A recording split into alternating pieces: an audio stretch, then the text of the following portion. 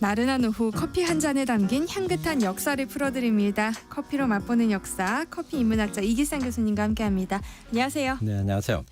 벌써 9월의 마지막 날이에요. 네.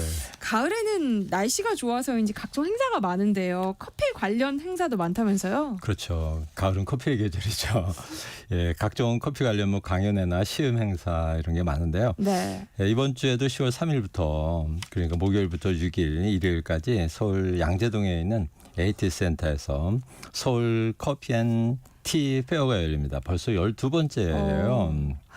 12회째면은 꽤 인기가 있나 봐요. 네. 어떤 프로그램이 있어요?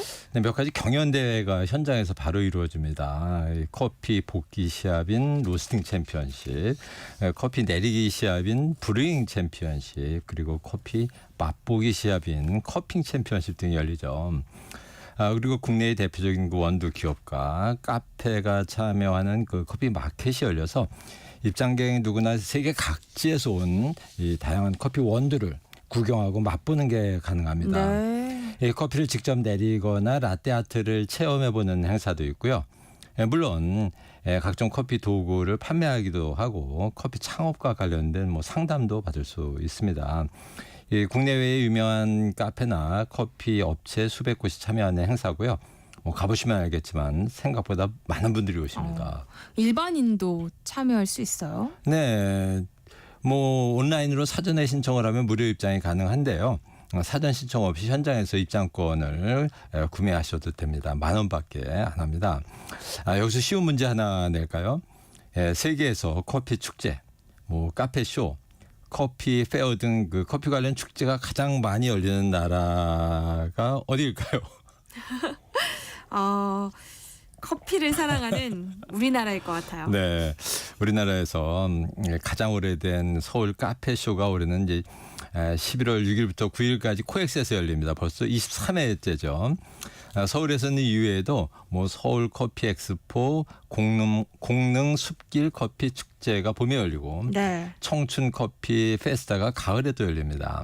가까운 일산에서는 매년 9월에 고양 커피 페스티벌이 열리고요. 대구 커피 앤 카페 엑스포도 매년 9월에 열립니다. 커피 도시 강릉도 빠질 수 없죠. 강릉 커피 축제도 유명한데 올해로 16번째고요.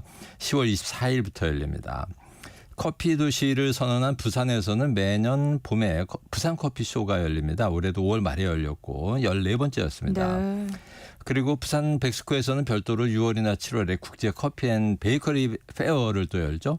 이외에도 부산 그 영도구청 주관으로 부산 영도 커피 페스티벌이 또 열리고요. 부산의 커피거리 전포동에서는 10월에 전포 커피 축제가 또 열립니다. 이외에도 제주 카페쇼, 춘천 커피 페스타 등등이 있는데요.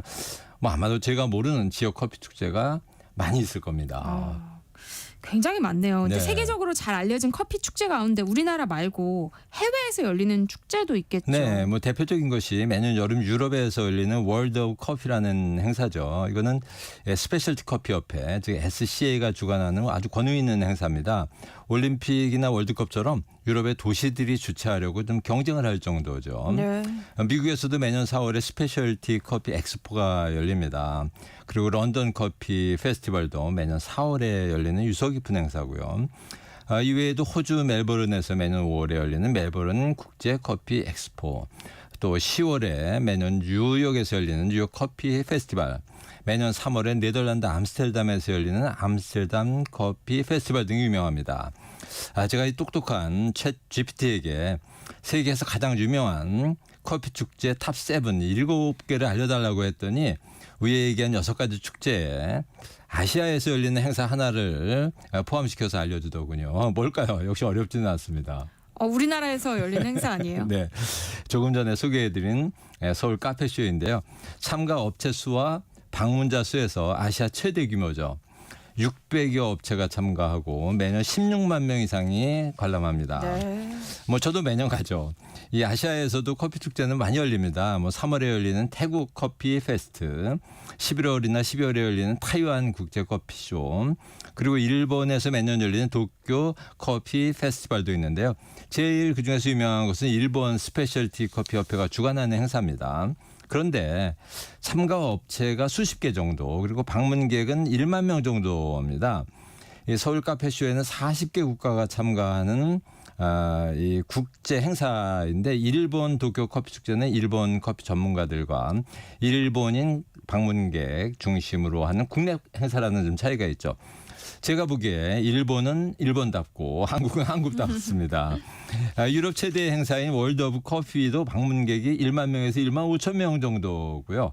예, 그래서 우리나라가 이 커피와 관련해서 세계 1위인 분야가 이거 이외에도 몇 가지가 또 있는데요. 그중 하나가 바로 지금 얘기한 매년 열리는 커피 축제 숫자 그리고 커피 축제 규모입니다. 그럼 커피와 관련해서 또 1위인 다른 분야가 있어요? 네네. 커피 박물관이 세계에서 가장 많습니다. 네. 커피 박물관이 세계에 한 20여 개가 있는데요. 우리나라에 10개가 있습니다. 강원도에만 4개가 있을 정도죠. 이 바리스타 자격증 소지자가 가장 많은 나라도 한국입니다.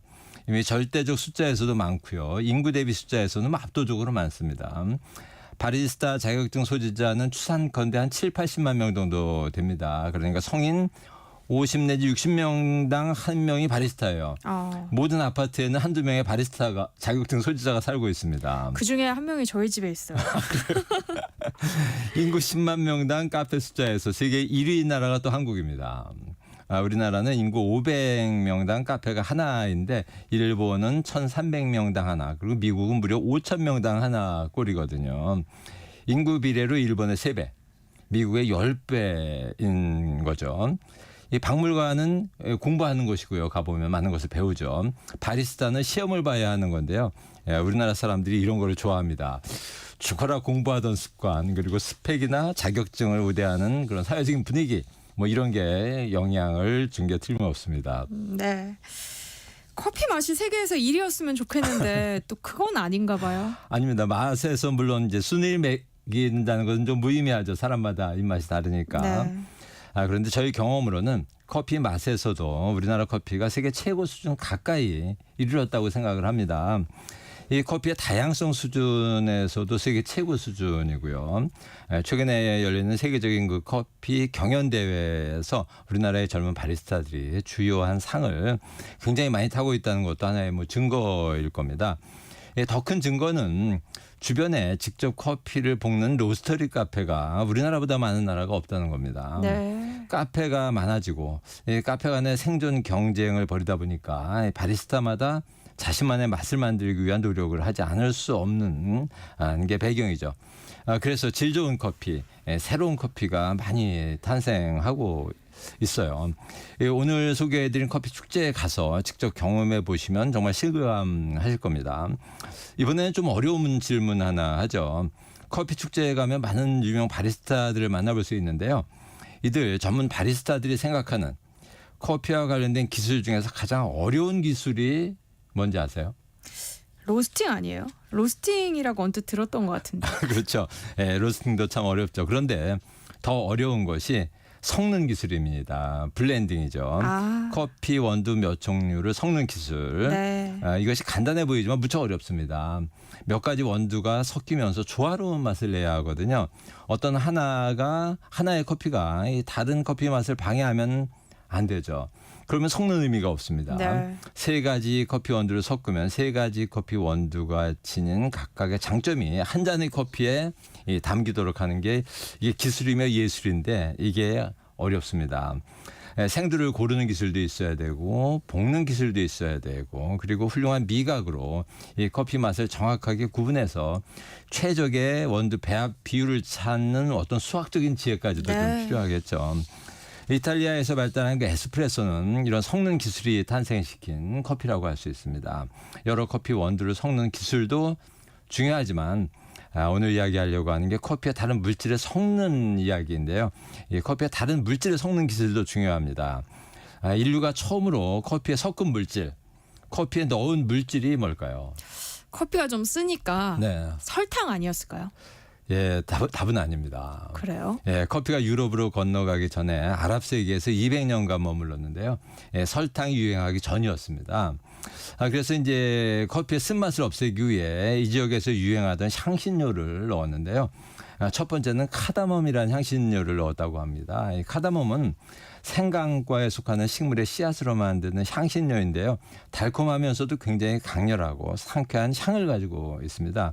이 커피에 넣으면 쓴맛을 약하게 하고 독특한 향이 나는데 이슬람 세계에서는 소화를 촉진하고 이 마음을 좀 가라앉히는 효과가 있다고 믿는 향신료죠. 네. 그래서 커피가 처음 등장했을 때 카다멈을 넣어 마시기 시작했고 뭐 지금도 이슬람 지역에서는 커피를 주문하면 커피 옆에 이 카다멈을 함께 내놓는 경우가 꽤 있습니다.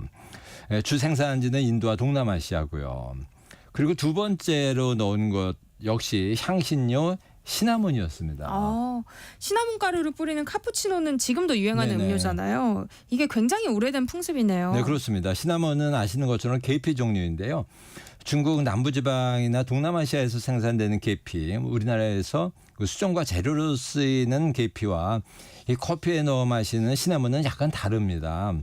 시나몬은 주로 이제 스리랑카나 인도 등 서남아시아에서 생산하는데요. 계피에 비해 맛과 향이 좀 부드럽고 더 달콤한 것이 특징이죠. 네. 이 건강에 뭐 좋다, 특히 혈당 조절에 효과가 있다고 알려져 있어서 이슬람 세계에서 여러 음료나 음식에 옛날부터 많이 넣어왔습니다.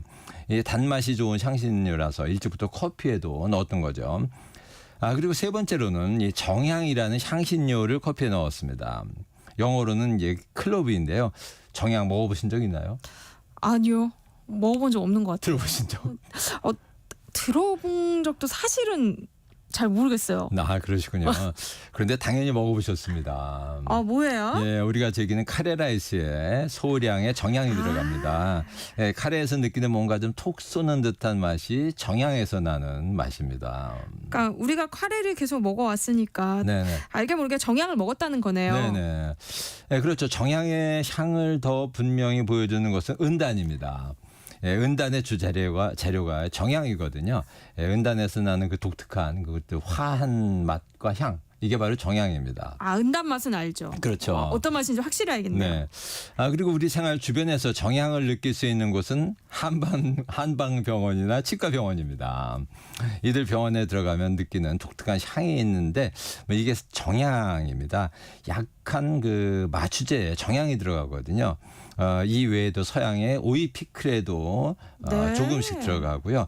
모기 기피제 그리고 우리가 좋아하는 활명수에도 들어간다고 합니다. 잘 몰랐는데 주변에서 많이 사용되고 있었네요. 네, 주로 인도네시아와 이제 주변 지역에서 자라는 정향나무의 꽃 봉오리가 정향 재료인데요. 이 꽃 봉오리가 쇠 못을 닮아서 한자 문화권에서는 못 정자에 향기 향자를 붙여서 정향이라고 부른 겁니다. 정말 못과 비슷하게 생겼습니다. 예로부터 아랍인들이나 유럽인들이 굉장히 좋아했다고 하죠. 못처럼 생긴 이것을 고기에 꽂아 놓으면 고기의 맛과 향이 스며들었다고 하죠. 아랍인들이 커피의 쓴맛을 없애기 위해 정향을 넣었던 겁니다. 네. 아랍에서는 지금도 커피를 주문하면 정향 가루를 또 함께 주는 곳이 있죠. 뭐 아주 조금 넣어서 먹는 것은 괜찮은데 많이 넣으면 맛이 아주 쓰고 입이 아릴 정도로 부작용이 느껴지기 때문에 좀 조심해야 되는 물질입니다. 근데 지금 커피에 가장 많이 들어가는 건 설탕이나 우유 종류잖아요. 네네. 이런 건 언제부터 커피에 넣기 시작한 거예요? 네, 커피가 유럽에 전파된 것이 1600년대 초반이었는데요. 설탕이 유럽에서 널리 사용되기 시작한 것과 거의 일치합니다. 커피도 초기에는 이제 부자들이 마시는 음료였고 설탕도 비싸서 마찬가지였습니다. 이 커피를 마셔본 유럽인들이 쓴맛을 없애기 위해 설탕을 넣기 시작한 거죠. 1700년대에 들어서 이제 커피가 동남아시아와 카리브해에서 생산되기 시작하면서 커피 생산지와 설탕 생산지가 같아진 것도 이 커피와 설탕이 섞이는데 크게 기여를 했습니다. 네. 그런데 우리나라에 커피가 본격적으로 들어왔던 1880년대에 우리나라에는 설탕이 아직 없었습니다. 그래서 당시 이제 우리나라에 와 있던 서양인들 중에 설탕을 구하기 어려운 사람들은 설탕 대신 꿀을 커피에 넣어 마셨습니다. 유명한 선교사 언더우드 부부가 우리 땅에서 결혼을 했는데요. 신혼여행을 지금의 평안도 지방으로 갔는데 설탕이 없어서 대신 현지인들에게서 얻은 꿀을 커피에 넣어서 함께 마셨다는 기록을 남기기도 했습니다. 우유보다 설탕이 먼저 커피와 네네. 만났네요. 근데 사실 요즘은 설탕보다 우유가 커피에 더 많이 네네. 들어가잖아요. 그럼 커피에 우유를 넣은 건 언제부터예요? 네, 설탕보다는 조금 늦은 1600년대 말부터 유럽 사람들이 커피에 우유를 넣기 시작했습니다. 예, 프랑스 사람들이 1680년대부터 시작했다고 알려져 있는데요. 이유는 세 가지였습니다. 첫 번째는 맛이죠. 예, 초기에 커피는 지금 커피보다 많이 거칠었습니다. 많이 쓰거나 많이 시거나 했거든요. 네. 그래서 우유로 쓴맛이나 신맛을 조금 약하게 한 겁니다. 뭐 설탕과 같은 용도였던 거죠. 둘째는 우유가 건강에 좋다는 믿음이었습니다. 우유를 넣은 커피가 소화에도 좋고 전체적으로 인체에 긍정적인 영향을 준다는 주장을 하는 의사들이 당시에 여러 명이 나타났습니다. 유명한 사람이 마르키에 드 빌리에라는 프랑스 의사였는데요. 이런 주장을 담은 문서를 출판까지 하니까 사람들이 커피에 우유를 직접 점점 더 많이 넣기 시작하게 된 거죠. 그래서 탄생한 음료가 있습니다. 프랑스에서 탄생한 음료죠. 그러니까 우유가 들어간 프랑스 음료라는 말씀이시잖아요. 네네. 카페올레 아닌가요? 네, 맞죠. 사실 카페올레는 우유가 들어간 커피가 아니라 커피가 들어간 우유죠. 단어 뜻도 우유에 커피죠. 네. 그래서 커피에 우유를 넣기 시작해서 점점 넣다 보니까 커피가 아니라 우유가 되었던 겁니다. 당시 카페올레의 빠른 유행을 가능하게 했던 인물이 아주 유명한 인물이 한 명 더 있는데요. 세빈의 후작, 높은 지위에 있었던 후작의 부인 마리드 라브땡 샹딸인데요. 당시 아주 유명한 문장가였습니다. 이분이 남긴 편지가 많은데요. 이분이 지인들에게 보낸 편지에서 당시 커피에 우유를 첨가하는 경향을 아주 자세히 언급을 한 겁니다. 사교계에서 유명했던 이분의 이런 주장 때문에 커피에 우유를 넣는 카페올레가 널리 퍼졌고 이분이 남긴 편지들로 인해서 당시 그러니까 1600년대 후반 1700년대 초반에 커피에 우유를 섞는 유행이 있었다는 사실이 후대에 전해진 거죠. 그리고 커피에 우유를 넣은 세 번째 이유는 커피 하우스의 융성인데요. 커피 하우스가 파리나 비엔나 등에 많이 생기면서 메뉴의 경쟁을 시작한 거죠. 고객들의 취향에 맞는 커피를 만들다 보니 우유가 들어간 다양한 커피 음료가 탄생하기 시작한 겁니다. 그렇게 해서 비엔나에서 1680년대에 탄생한 음료가 하나 있습니다. 비엔나에서 탄생한 음료? 네네. 비엔나 커피 아닐까요? 네네, 맞아요. 커피에 휘핑 크림이 듬뿍 올려진 비엔나 커피가 탄생한 겁니다. 비엔나에서 탄생해서 이제 우리는 비엔나 커피로 부르는데 정식 명칭은 아인슈페너죠. 네. 한 마리 말이 끄는 마차의 마부라는 뜻입니다. 단어는. 아침에 바삐 출근하는 마부가 한 손에 커피를 들고 다른 한 손에 채찍을 들어야 했으니까 두터운 휘핑 크림을 커피 위에 덮어서 뜨거운 커피가 식는 것을 막아주기도 하고 또 네. 커피가 쏟아지는 것을 막아주기도 했던 겁니다. 물론 아침 시간에 바쁜 마부가 아침 식사 대신으로 마시기에는 그냥 커피보다는 크림이 듬뿍 들어간 커피가 뭐 좋았다는 것도 있죠. 이런 식으로 우유가 들어간 커피가 유럽에서 유행을 하게 되었습니다. 그럼 유명한 지금의 라떼는 어떻게 등장하게 된 거예요? 라떼는 이탈리아어로 우유죠. 이탈리아 음식점이나 카페에서 라떼를 주문하면 그냥 하얀 우유가 나옵니다. 카페 라떼라고 해야죠. 우유가 들어간 이탈리아식 커피죠. 이탈리아에서 카페 라떼는 원래 집에서 아침 대용으로 마시는 음료였습니다. 에스프레소에 뜨겁게 데운 우유를 듬뿍 넣어서 마신 겁니다. 커피와 우유 비율이 1대5 정도 됩니다. 카페나 바르, 즉 밖에서는 안 마셨죠. 에스프레소 아니면 카푸치노를 주로 마셨습니다. 원래 카푸치노는 에스프레소 위에 우유를 아주 살짝 넣는 음료죠. 요즘과는 다릅니다. 요즘에는 카푸치노에도 우유를 좀 꽤 많이 넣죠. 네. 커피와 우유의 비율이 1대3 정도인데 이탈리아식 카푸치노는 그거보다 우유가 적게 들어갑니다. 이탈리아 가정음료였던 이 카페 라떼가 세계적으로 유행하게 된 것은 1980년대 스타벅스와 함께 시작된 미국식 커피 문화죠. 스타벅스를 인수한 하워드 슐츠가 이탈리아를 여행하면서 경험한 이탈리아 커피 문화를 미국에 옮기면서 카페 라떼 음료의 세계적인 유행이 시작되었던 겁니다. 그렇군요. 커피로 맛보는 역사, 지금까지 커피 인문학자 이길상 교수님과 함께했습니다. 오늘 고맙습니다. 예, 감사합니다. 네, 세상의 모든 정보 여기서